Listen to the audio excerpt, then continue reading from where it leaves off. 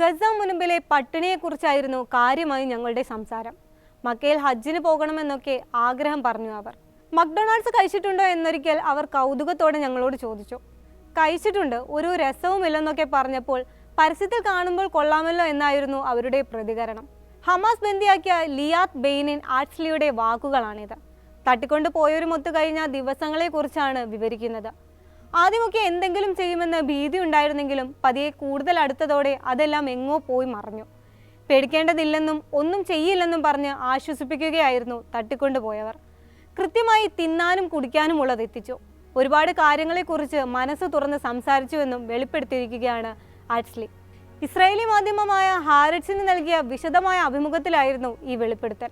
October 7-ന് തെക്കൻ ഇസ്രായേലിലെ നിർ ഓസിലെ വീട്ടിൽ നിന്നാണ് ആറ്റ്സ്ലിയെ ഹമാസ് സംഘം തട്ടിക്കൊണ്ടുപോകുന്നത്. തുടർന്ന് ഗസയിലെ ഖാൻ യൂനിസിൽ ആഴ്ചകളോളം 2 ഫലസ്തീനി യുവാക്കളുടെ സംരക്ഷണത്തിലാണ് അവർ കഴിഞ്ഞത്. നവംബർ 29-നുണ്ടായ വെടിനിർത്തലിനിടെ ഹമാസ് മോചിപ്പിച്ച ഇസ്രായേൽ ബന്ദികൾക്കൊപ്പമാണ് ആറ്റ്സ്ലിയും വീട്ടിൽ തിരിച്ചെത്തുന്നത്. ഹമാസിന്റെ പിടിയിൽ പേടിച്ചില്ലേ, അവർ ഉപദ്രവിച്ചില്ലേ എന്നൊക്കെയുള്ള ഹാരറ്റ്സ് ലേഖകന്റെ ചോദ്യങ്ങളെയും സംശയങ്ങളെയും തന്റെ അനുഭവങ്ങൾ വിവരിച്ചുകൊണ്ട് തള്ളിക്കളയുകയാണ് ഈ ഇസ്രായേൽ വനിത. വീട്ടിൽ നിന്ന് പിടിച്ചുകൊണ്ടു പോയപ്പോൾ കയ്യിൽ ആയുധമുണ്ടായിട്ടും അവർ തന്നെ ഭീഷണിപ്പെടുത്തുകയോ പേടിപ്പിക്കുകയോ ചെയ്തില്ലെന്ന് ആറ്റ്സ്ലി പറയുന്നു. പേടിക്കേണ്ട, ഞങ്ങൾ ഒന്നും ചെയ്യില്ല, കൂടെ വരൂ എന്നാണ് അവർ എന്നോട് പറഞ്ഞത്.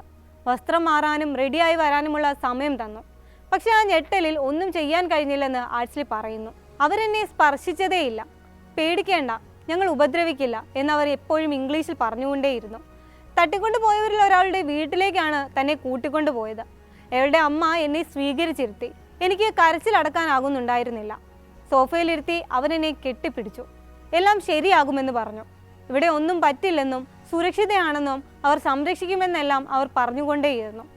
കുടിക്കാനും കഴിക്കാനും ഉള്ളതെല്ലാം അവർ തന്നു. എന്നെ കുളിക്കാനും വസ്ത്രം മാറാനും വിട്ടു. എൻ്റെ വസ്ത്രങ്ങൾ അലക്കി തന്നു. വീട് തുറന്നു കിടക്കുകയായിരുന്നു. ഞാൻ ചാടിപ്പോകുമെന്ന ഭയമൊന്നും അവർക്കുണ്ടായിരുന്നില്ല. എന്തെങ്കിലും വേണമെങ്കിൽ പറയാൻ ആവശ്യപ്പെട്ടു. റൂമിൽ സ്വസ്ഥമായിരിക്കാൻ വിട്ടു.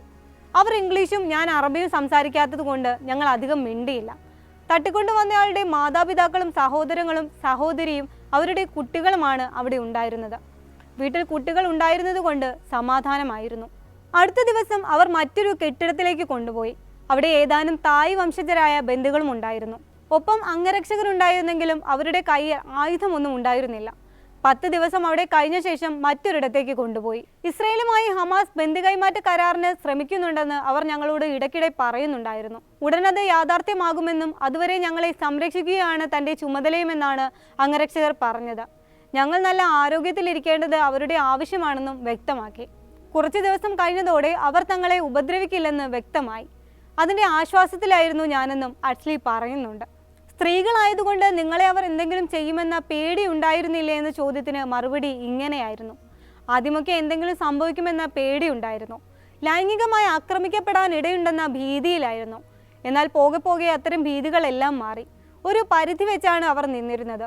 ഒടുവിൽ വേർപിരിയും മുൻപ് ദൈവം അനുഗ്രഹിക്കട്ടെ, നല്ലത് വരട്ടെ എന്നൊക്കെ ആശംസിച്ചാണ് വിട്ടത്. ഞങ്ങൾ നന്ദി പറയുകയും ചെയ്തു.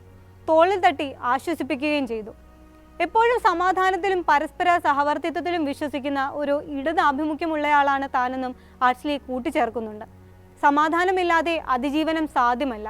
തന്നെ തട്ടിക്കൊണ്ടുപോയവർക്കൊപ്പം ഖാൻ യൂനിസിലിരുന്ന് ഫലാഫിൽ കഴിക്കുന്നതല്ല സമാധാനം. യുദ്ധമില്ലാത്ത അവസ്ഥയാണ് സമാധാനം എന്ന് പറയുന്നത്. ഈ യുദ്ധം കഴിഞ്ഞും മാറ്റമുണ്ടാക്കാൻ കഴിയുന്നില്ലെങ്കിൽ പെട്ടിയുമെടുത്ത് നാട് വിടുന്നതാണ് നല്ലത്. ഇസ്രായേൽ സർക്കാരും വൻ അബദ്ധമാണ്. ഒരു അർഹതയുമില്ലാത്ത പ്രധാനമന്ത്രിയാണ് വീണ്ടും വീണ്ടും തിരഞ്ഞെടുക്കപ്പെടുന്നത്. ഗസയിൽ ദുരിതം അനുഭവിക്കുന്നവരുടെ വേദന തനിക്ക് മനസ്സിലാകും.